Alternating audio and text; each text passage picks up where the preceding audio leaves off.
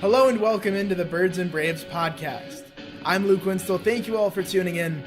Today I wanted to do an Atlanta Hawks draft preview. They have multiple first-round picks, including 2 in the top 10. Should they trade those picks? Who should they draft if they keep those picks? Well, to answer my questions, I brought in Nick Cellini, host of mid-morning show Cellini and Dimino on local Atlanta radio station 680 The Fan. Here's my interview and conversation with Nick. Nick, thank you for joining me on the show. Luke, my pleasure. How are you doing today? Doing very well. How are you? I'm doing great. I'm looking forward to having a conversation about everything. So, ready when you are, man. Fire away. For the Atlanta Hawks in the lottery, they landed pick number 8 and 10 overall in the NBA draft. What players do you like in those spots for Atlanta? You know, it's a really good question. It's not a very deep draft, Luke, so I think that the one name we keep hearing is Cam Reddish, and I think that typifies, aside from Zion and John Morant, what this draft is. A guy like Cam Reddish is very athletic, 7'1" wingspan, can guard various positions, but a guy that, for some strange reason, never put it all together at Duke. Don't forget, he was a higher recruited player than Zion Williamson was when they came in. The talk was about Cam Reddish, but for some reason he hasn't been able to put it together. So if they're able to get a guy like that at 8, I would think they take him. But then again, you got to ask the question, if he's got all this athletic ability, why would he still be there at 8? I mean, again, it pretty much typifies what this draft is right now. There's just not a lot of depth. If the New York Knicks came to you and you were the general manager of the Atlanta Hawks and they offered pick number 3 for pick number 8 and 10, would you do it? Personally, I don't think I am because, like I said, I just don't see a big discernible difference between what's going to be there at 3 and what's going to be there at 8 and 10. I mean, that's just my opinion. I'm hanging on to my picks, and I'm hanging on to 2 picks that, again, when you talk about the talent, I don't think there's going to be a huge difference. And it sounds really strange to say, but, again, based on what I understand about the draft, that's the way it's going to be. I'm hanging on to my picks. If I'm Travis Schlenk. Again, that's just my personal opinion. For the Hawks, is it an issue at all with having the 2 first-rounders and 3 second-round picks in terms of having roster spots and having the money to sign them? I don't think so. I think beyond this year they have a lot of cap room, so I think they've got a young core of players, but I also think you've got guys at the end of the bench that can be replaced. And let's face it, for every Draymond Green, there's a player you're going to take that is going to have to take some time to develop. When you talk about second-round players, I mean, Draymond Green's more the exception than the rule. So I think that's just the Travis Schlenk way. You stockpile picks, and the belief is the more picks you have, the better the chance you have of finding that proverbial diamond in the rough. I mean, I know about Klay Thompson, and I know about Draymond Green, but, I mean, let's face it, guys like that, I mean, that doesn't happen very often.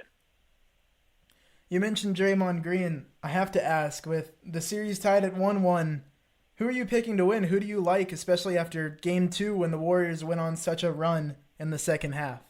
Yeah, I know Kevin Durant isn't going to play in Game 3 again. I just think that they have a huge chip on their shoulder right now. They want to prove everybody wrong. They want to prove they're more than just that super team with Kevin Durant putting them over the top over the past couple of years. I just find it hard to believe that anybody's going to beat the Golden State Warriors. I know they're still dealing with a ton of injuries, and we'll see what happens with Klay Thompson and that hamstring. But I just think somehow, some way, Golden State is going to find a way to win the series and win another title.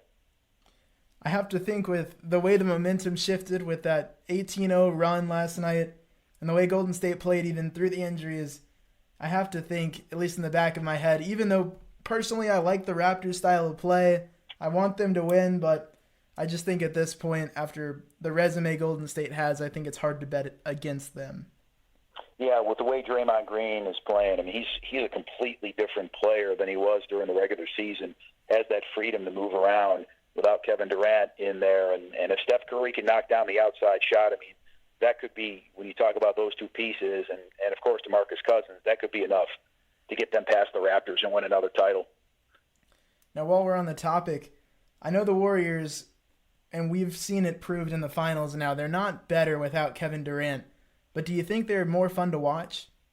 Yeah, they're definitely more fun to watch. I mean, I think it's strange to say, but I think they're a more rootable team now because of what they're battling through. I think more people are now on their side. You know, it's the old adage, we love to build people up, then cut them off at the knees and then have them come back. I think that's exactly what the Golden State Warriors are doing right now, overcoming all of these injuries and still winning basketball games. It's pretty amazing to watch. Well, we talked about the Warriors. Travis Schlenk, Atlanta Hawks GM, was formerly with the Warriors. He took Trae Young last year at number 5 overall, or traded Luka Doncic for him. What is the ceiling for Trae Young after his rookie year? Are you confident from what he's shown you that he can be the star of the Atlanta Hawks franchise? Yeah, I mean, I'll raise my hand. I'll admit that I wanted Doncic, and I'll admit that early on in the season I was one of the people standing atop the mountaintop saying, I told you so, we took the wrong guy. But I give the kid all the credit in the world. He got better and better and better as the season went on. He seems to be very committed to getting better as well. I mean, soon after the season ended, he was at the Hawks facility, not on vacation someplace, lifting weights, getting stronger, working on his game. He seems to have that dedication, that want, and that will to get better. So for that reason, yeah, I mean, I definitely think the sky's the limit for Trae Young, and he's definitely developed chemistry with John Collins as well. And for Trae, one thing I liked was him attending NBA playoff games, saying that he wants to get the vibe and the environment and help prepare him. But yeah, I'm with you as well. I was like, when we picked Doncic at 3, I was so happy, but then I melted out of my chair when I heard that we had traded him for Trae Young and a future first. But I've been really happy with what Trae has done, and that chemistry with John Collins seems to be something that for the next decade will be something that the Atlanta Hawks really use to their advantage and hopefully use to make deep playoff runs as they continue to build their young core.